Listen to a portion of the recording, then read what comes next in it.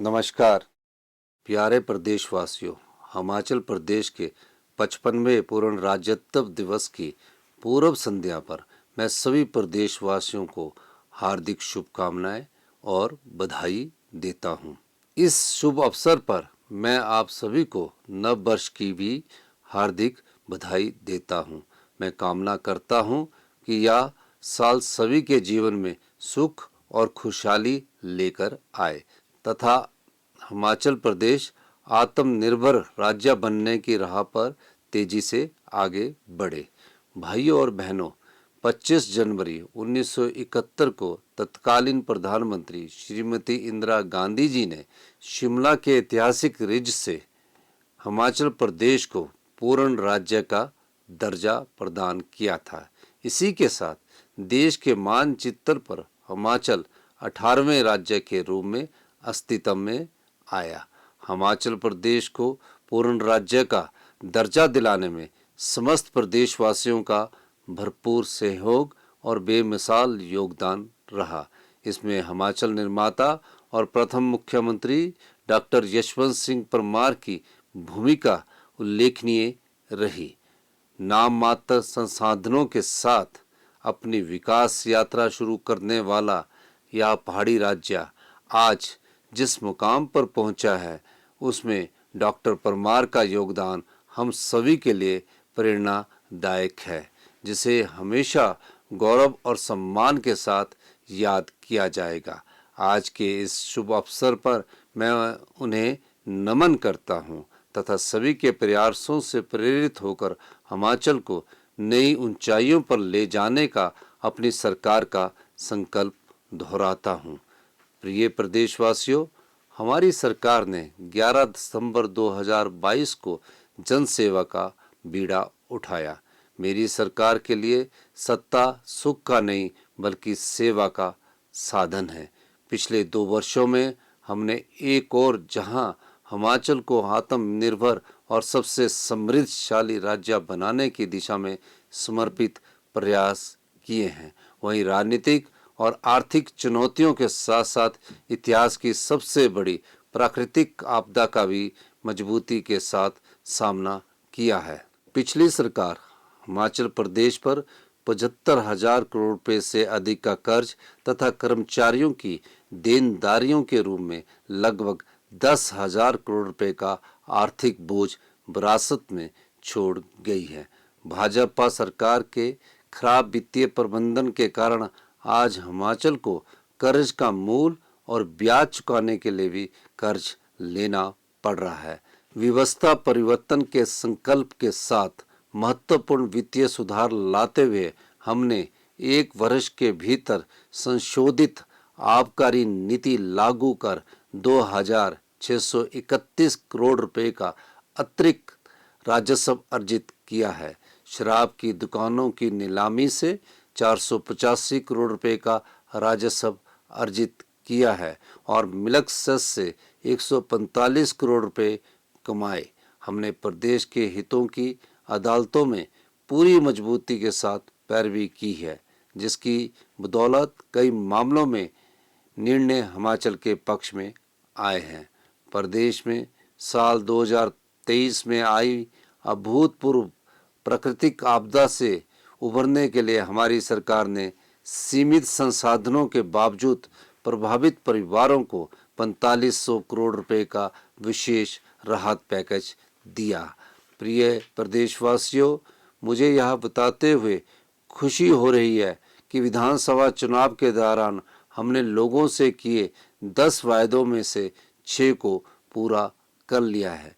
मंत्रिमंडल की पहली ही बैठक में पुरानी पेंशन बहाल करने का निर्णय लिया गया, जिससे प्रदेश के 1,36,000 सरकारी कर्मचारियों को लाभ मिला है।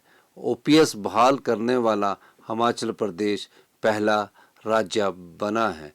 प्रदेश में 7,355 से अधिक सेवानिवृत्त कर्मचारियों को ओपीएस के अंतर्गत पेंशन मिलनी आरंभ हो गई है। महिलाएं स्वाभिमान के साथ जीवन यापन कर सके, इसके लिए हमारी सरकार ने इंदिरा गांधी प्यारी बहना सुख सम्मान निधि योजना आरंभ की है। चरणबद्ध तरीके से पात्र महिलाओं को 1500 रुपये की सम्मान राशि प्रदान की जा रही है। शिक्षा के स्तर में सुधार के लिए हमारी सरकार ने विशेष पहल की है। हमने सभी सरकारी स्कूलों में पहली कक्षा से इंग्लिश मीडियम शुरू करने की गारंटी को पूरा किया है। सभी 68 विधानसभा क्षेत्रों में अत्याधुनिक तकनीक व उपकरणों से युक्त Rajiv Gandhi day boarding school स्थापित किए जा रहे हैं। डॉक्टर वाई.एस. परमार विद्यार्थी ऋण योजना के अंतर्गत देश विदेश में शिक्षा के लिए विद्यार्थियों को 1% ब्याज पर ऋण दिया जा रहा है। हमने युवाओं के लिए 680 करोड़ रुपए की राजीव गांधी स्वरोजगार स्टार्टअप योजना शुरू की है, जिससे ई टैक्सी खरीदने के लिए 50% अनुदान दिया जा रहा है। सरकारी कार्यालयों में 5 वर्षों के लिए लीज पर ई टैक्सियों का संचालन किया जाएगा। पहले चरण में लगभग 200 युवाओं को ई टैक्सी परमिट प्रदान करने का लक्ष्य रखा गया है। प्राकृतिक पद्धति से उगाए गए गेहूं को 40 रुपये और मक्की को 30 रुपये प्रति किलोग्राम के न्यूनतम समर्थन मूल्य पर खरीदा जा रहा है। प्राकृतिक खेती को बढ़ावा देने के उद्देश्य से प्राकृतिक रूप से उत्पादित मक्की से तैयार हिमभोग हिम मक्की आटा लॉन्च किया गया है। प्रदेश के 1508 किसानों से 399 मीट्रिक टन मक्की की खरीद समर्थन मूल्य पर की जा चुकी है तथा किसानों के बैंक खातों में 1 करोड़ 20 लाख रुपए हस्तांतरित किए गए हैं। पशुपालकों की आय में वृद्धि करने के लिए हमने गाय के दूध पर न्यूनतम समर्थन मूल्य 32 रुपये से बढ़ाकर 45 रुपये प्रति लीटर किया है। इसी प्रकार भैंस के दूध को 47 रुपये से बढ़ाकर 55 रुपये प्रति लीटर किया गया है। हिमाचल प्रदेश गेहूं, मक्की और दूध की खरीद पर न्यूनतम समर्थन मूल्य प्रदान करने वाला देश का पहला और एकमात्र राज्य है। कांग्रेस के प्रतिज्ञा पत्र की छठी गारंटी पूरा करने तथा लघु किसानों और पशुपालकों को लाभ प्रदान करने के लिए 300 रुपये प्रति क्विंटल की दर से जैविक खाद और बर्मी कंपोस्ट खरीदने की योजना शुरू की गई है। विधवा, बेसहारा, तलाकशुदा महिलाओं और दिव्यांग माता पिता के बच्चों को मुफ्त शिक्षा और स्वास्थ्य लाभ सहित अन्य सुविधाएं प्रदान करने के उद्देश्य से राज्य में इंदिरा गांधी सुख शिक्षा योजना शुरू की गई है। इसके अंतर्गत 5145 लाभार्थियों को 1 करोड़ 38 लाख रुपए वितरित किए जा चुके हैं। इस योजना से लगभग 23,000 बच्चों को लाभ मिल रहा है। हमने बागवानी क्षेत्र को विस्तार प्रदान करने के लिए 1292 करोड़ रुपए की HP शिवा परियोजना भी शुरू की है। इसके अंतर्गत 6000 हेक्टेयर क्षेत्र में अमरूद, संतरे, लीची और प्लम जैसे फलों की खेती को बढ़ावा प्रदान कर 15,000 किसान परिवारों को प्रत्यक्ष रूप से लाभान्वित किया जाएगा। हाल ही में मैंने अपने निजी आवास पर लगे सभी बिजली मीटरों पर मिलने वाली सब्सिडी छोड़ने का फैसला लिया है। मैंने प्रदेश के सभी साधन संपन्न लोगों से भी अपील की है कि वे भी सरकार के प्रयासों में भागीदार बने और हिमाचल के विकास के लिए सब्सिडी को स्वेच्छा से छोड़ दे। ग्रामीण आर्थिकी को मजबूत बनाने के लिए प्रदेश सरकार गंभीर प्रयास कर रही है। शिमला जिले के दत्तनगर में 50,000 लीटर प्रतिदिन क्षमता का मिल्क प्रोसेसिंग प्लांट आरंभ किया गया है। कांगड़ा जिला के ढगवार में 1.5 लाख से 3 लाख लीटर प्रतिदिन क्षमता का ऑटोमेटेड मिल्क प्रोसेसिंग प्लांट और मिल्क प्रोडक्ट प्रोसेसिंग प्लांट स्थापित किया जा रहा है। इसी प्रकार कुल्लू, नाहन, ऊना और हमीरपुर में भी आधुनिक तकनीक से लैस 50-50 हजार लीटर प्रतिदिन क्षमता के ऑटोमेटेड मिल्क प्रोसेसिंग प्लांट स्थापित किए जाएंगे। प्रिय प्रदेशवासियों, बागवानों की आय में वृद्धि के लिए उनकी मांग पर बागवानी उत्पादों की पैकिंग के लिए यूनिवर्सल कार्टन की सुविधा प्रदान की गई है। मंडी मध्यस्थता योजना के अंतर्गत सेब, आम, किन्नू, माल्टा, संतरा, गलगल और नींबू के समर्थन मूल्य में ऐतिहासिक वृद्धि की गई है। पिछली सरकार के लंबित 90 करोड़ सहित सेब उत्पादकों की सभी देनदारियों का भुगतान करने के लिए 153 करोड़ रुपए जारी किए गए हैं। हमारी सरकार ने मनरेगा दिहाड़ी में 60 रुपए की वृद्धि कर इसे 240 से बढ़ाकर 300 रुपए किया है। समाज के संवेदनशील वर्गों के अधिक से अधिक लोगों को लाभान्वित करने के लिए बीपीएल परिवारों की सूची में संशोधन करने का निर्णय लिया गया है। भाइयों और बहनों, प्रदेश के बहुमूल्य पर्यावरण के संरक्षण के लिए क्रांतिकारी कदम उठाते हुए हमने 31 मार्च 2026 तक हिमाचल को हरित राज्य बनाने का लक्ष्य रखा है। प्रदेश में 6 ग्रीन कॉरिडोर स्थापित किए जा चुके हैं। जिला चंबा में प्रदेश के पहले ग्रीन हाइड्रोजन मोबिलिटी स्टेशन का निर्माण कार्य जारी है। सोलन जिले के नालागढ़ में 1 मेगावाट की ग्रीन हाइड्रोजन परियोजना स्थापित की जा रही है।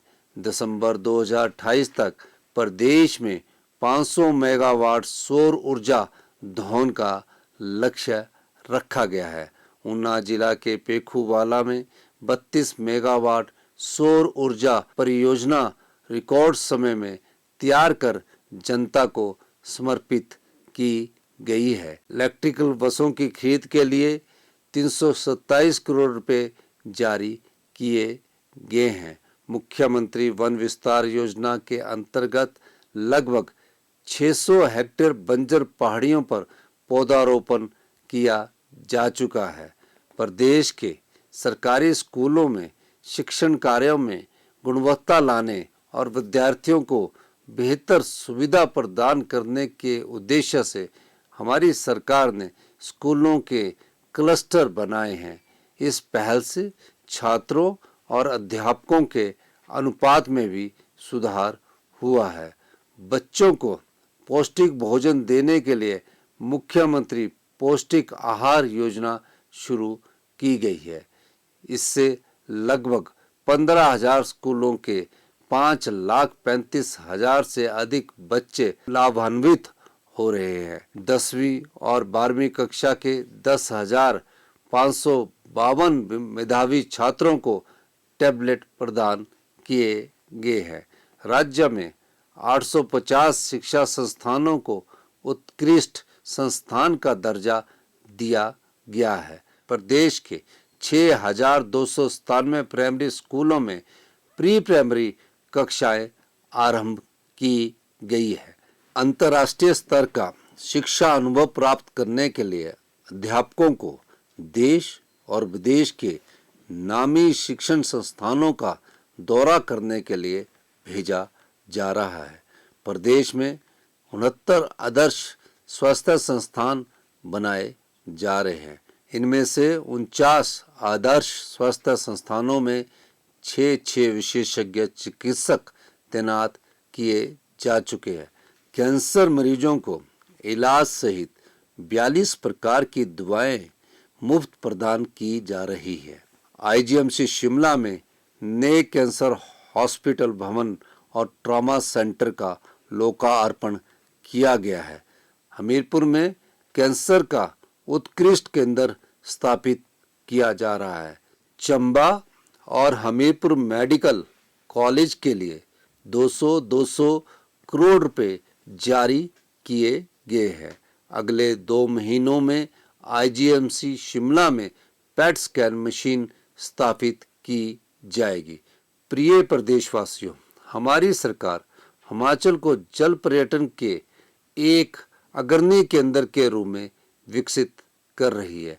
गोविंद सागर सहित अन्य जलाशयों में पहली बार cruise, shikara, house boat, high tech motor boat, jet ski और वाटर स्कूटर सहित आधुनिक सुविधाएं विकसित की जा रही है।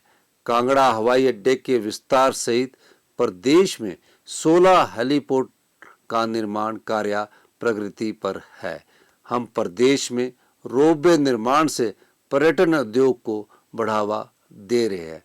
जिला शिमला में 1734 करोड़ 40 लाख रुपए की लागत से दुनिया का दूसरा तथा भारत व एशिया का पहला 15 स्टेशनों को जोड़ने वाला 13.79 किलोमीटर लंबा रज्जू मार्ग बनाया जा रहा है।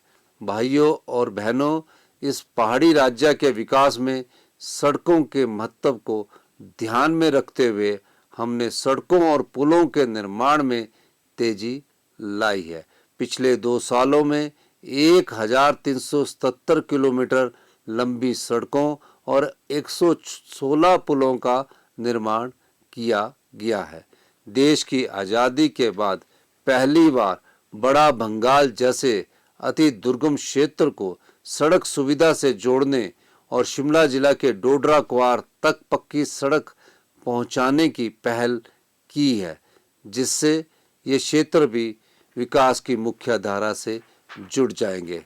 अनाथ बच्चों, बेसहारा महिलाओं और वृद्धजनों को सहारा देने के लिए मुख्यमंत्री सुख आश्रय योजना शुरू की गई है तथा 6000 बच्चों को चिल्ड्रन ऑफ द स्टेट के रूप में अपनाया गया है। हिमाचल प्रदेश अनाथ बच्चों और बेसहारा वर्गों को सहारा देने के लिए कानून बनाने वाला देश का पहला राज्य बना है। हाल ही में 22 चिल्ड्रन ऑफ द स्टेट को चंडीगढ़, दिल्ली व गोवा के लिए 13 दिनों के भ्रमण पर भेजा गया है। रात्रि ठहराव के दौरान इन्हें दिल्ली और चंडीगढ़ में हिमाचल भवन के उन कमरों में ठहराया गया है जिसमें मंत्री, विधायक और वरिष्ठ अधिकारी ठहरते हैं। गोवा में उनके लिए 3 स्टार होटल की व्यवस्था की गई। भाइयों और बहनों, वर्तमान में 8,18,000 लोगों को सामाजिक सुरक्षा पेंशन दी जा रही है।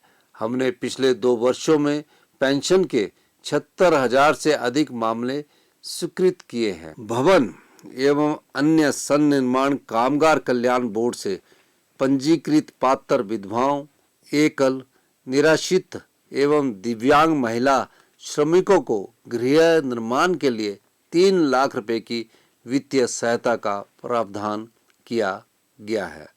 मुख्यमंत्री कन्यादान योजना के अंतर्गत 4800 बेटियों को 24 करोड़ 20 लाख रुपए की वित्तीय सहायता और मुख्यमंत्री शगुन योजना के अंतर्गत 13,799 बेटियों को 42 करोड़ 78 लाख रुपए की आर्थिक मदद दी गई है। हमारी सरकार ने कर्मचारियों और पेंशनरों को महंगाई भत्ते की 3 किश्तों में 11% डीए का भुगतान किया है। प्रदेश में पुलिस कर्मचारियों की डाइट मनी को भी 210 रुपये से बढ़ाकर 1,000 रुपया किया गया है। प्रदेश में पहली बार तहसील और उप तहसील स्तर पर विशेष राजस्व अदालतों का आयोजन किया गया। वर्षों से लंबित पड़े राजस्व मामलों का समाधान होने से उन सभी लोगों को बड़ी राहत मिली है, जिन्हें वर्षों तक भूमि से जुड़े मामलों की सुनवाई के लिए सरकारी कार्यालयों के चक्कर काटने पड़ते थे। युवाओं को नशावृत्ति के चुंगल से बचाने के लिए राज्य सरकार कड़े कदम उठा रही है। युवाओं के नशा मुक्ति एवं पुनर्वास के लिए राज्य स्तरीय सलाहकार बोर्ड गठित करने का निर्णय लिया गया है। भाइयों और बहनों, हमारी सरकार ने युवा खेल प्रतिभाओं को प्रोत्साहित करने के लिए राष्ट्रीय और अंतर्राष्ट्रीय खेल प्रतियोगिताओं के विजेता खिलाड़ियों को पुरस्कार राशि में उल्लेखनीय वृद्धि की है। हाल ही में प्रदेश के 21 अंतर्राष्ट्रीय पदक विजेताओं को 14 करोड़ 77 लाख रुपए की इनाम राशि प्रदान की गई है। खिलाड़ियों की डाइट मनी व यात्रा सुविधा में भी वृद्धि की गई है। प्रदेश के दूर दराज इलाकों में रहने वाले लोगों को अपने छोटे छोटे काम करवाने के लिए जिला मुख्यालय या राज्य सचिवालय आने की जरूरत न पड़े और उनके धन व समय की बचत हो। इस सोच के साथ हमने सरकार गांव के द्वार कार्यक्रम की शुरुआत की है। मैं खुद दुर्गम क्षेत्र डोडरा और कुपवी के गांव में गया और लोगों की समस्याओं का समाधान करने के लिए वहां रात्रि ठहराव किया। मेरे मंत्रिमंडल के सहयोगी भी इस कार्यक्रम का हिस्सा बन रहे हैं ताकि अधिकारियों की मौजूदगी में लोगों की समस्याओं का तेजी से समाधान हो और दुर्गम क्षेत्रों में विकास को नया आयाम दिया जा सके। मैं आपको विश्वास दिलाता हूं कि प्रदेश के विकास और जन कल्याण के हमारे संकल्प में हर बाधा को पार किया जाएगा। हमारी सरकार हिमाचल प्रदेश को आत्मनिर्भर और सबसे समृद्धशाली राज्य बनाने के लिए लगातार प्रयास कर रही है। मुझे पूरा भरोसा है कि इस संकल्प को पूरा करने में आप सभी प्रदेशवासियों का भरपूर सहयोग आने वाले वर्षों में भी मिलता रहेगा। मैं एक बार फिर आप सभी का हमारी सरकार को अपार समर्थन, सहयोग और स्नेह देने के लिए आभार व्यक्त करता हूं। मैं आप सभी को विश्वास दिलाता हूं कि हिमाचल प्रदेश तथा प्रत्येक हिमाचल के नागरिक की उन्नति, विकास और कल्याण के लिए हम पूर्ण समर्पण और निष्ठा से काम करते रहेंगे। एक बार पुनः आप सभी को पूर्ण राज्योत्सव दिवस की हार्दिक बधाई। जय हिंद, जय हिमाचल।